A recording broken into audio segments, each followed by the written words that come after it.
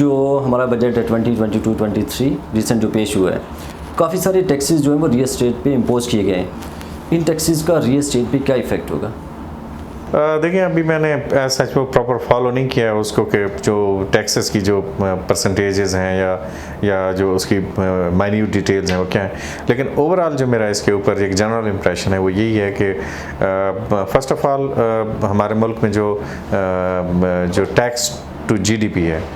हम उन मुल्कों के अंदर हैं जहाँ पे हमारे जो बहुत ही मतलब टैक्स कलेक्शन रेशो जो है वो बहुत कम है। और मैं उन लोगों का मतलब उस स्कूल ऑफ थॉट से बिलीव करता हूँ जो लोग इस बात के हामी हैं कि हम टैक्सेशन दें, टैक्स दें और उस टैक्स से जो है हमारा मुल्क जो है वो ग्रो करे, तरक्की करे। लेकिन वो टैक्स अगर जो गवर्नमेंट ले रही है, जो अगर हमें ये इस बात का यकीन हो कि वो टैक्सेस चूँकि लोग इसलिए देते हैं कि वो गवर्नमेंट उनको फ़ायदे दे रही होती है, उनको सेफ गार्ड कर रही है, उनको सर्विसेज दे रही है, उनको फैसिलिटीज़ दे रही है, एमिनिटीज़ दे रही है, तो उसके नतीजे में उसके लिए वो टैक्स देते हैं ताकि वो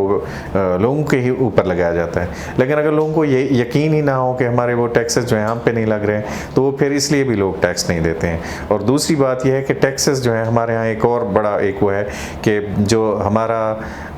गरीब तबका है वो टैक्स देता है अमीर की ऐयाशी को फैसिलिटेट करने के लिए। तो अब जो ये वाला ख़ास तौर पे टैक्स का मामला है कि जो रियल एस्टेट के अंदर, अब मेरा ख्याल है, मुझे ऐसे लग रहा है कि इन्होंने एक हैपहैज़र्डली एक टैक्स का जो एक स्ट्रक्चर है ये लेकर के आए हैं और बहुत सारी ऐसी जो टैक्स की जो एस्पेक्ट्स हैं जो वो अनजस्टिफाइड हैं, वो एज सच उस तरह से नहीं बनती थी। तो जो एक ओवरऑल जो ये इंडस्ट्री थी, ये जो इतने कोरोना और उसके जो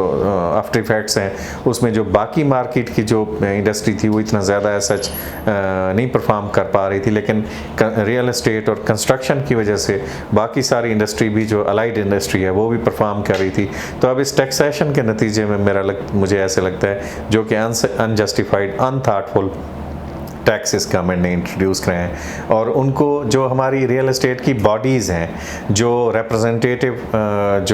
मतलब हमारी बॉडीज़ हैं, उनके साथ अगर कंसल्ट करके उनको प्रोसेस में एंगेज करके उनसे डिस्कस करके एक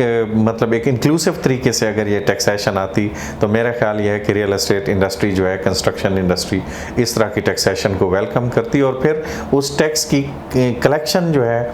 और उसके जो रिक्वायर्ड प्रोसेसेस हैं उनमें भी वो फिर इंडस्ट्री उनको सपोर्ट करती, बजाय इसके कि उनको एंगेज किए बगैर, उनसे सलाह मशवरा किए बगैर,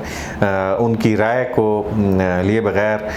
एक यूनिलैटरली एक तरह से डिसीजन कर देना और उसको इम्पोज कर देना, तो यकीनन फिर उसके नतायज जो है वो रेजिस्टेंस की सूरत में आते हैं और फिर उस पर अमल दरामद नहीं होता है। तो मेरा ख्याल है कि इस तरह के इन्वायरमेंट से गवर्नमेंट को जो है, अब भी गवर्नमेंट के पास यही चांस है कि वो रियल इंडस्ट्री को, कंस्ट्रक्शन इंडस्ट्री को ऑन बोर्ड ले, उनके जो रियल रिप्रेजेंटेटिव्स हैं, बॉडीज़ हैं, जो नुमाइंदे हैं, उनके साथ बैठ के आपस में ब्रेनस्टॉर्मिंग की जाए, डिस्कशन की जाए और उसके नतीजे में मेरा ख्याल है, मुझे पूरा यकीन है कि एक राह निकाली जा सकती है जहाँ पे हमारी जो मुल्क की ज़रूरत है कि हमारे पास टैक्स इकट्ठे हों और वो टैक्स जस्टिफाइड हों, जहाँ पे वो टैक्स बनते हों ताकि वो फिर गवर्नमेंट को मिलने चाहिए और वो टैक्स फिर दैन लोगों की फलाह के ऊपर और लोगों की वेलफेयर के लिए यूज़ होने चाहिए, ना कि उनका मिस यूज़ जो है वो अमीर की ऐशी पूरी करने के लिए होना चाहिए। बहुत बहुत शुक्रिया।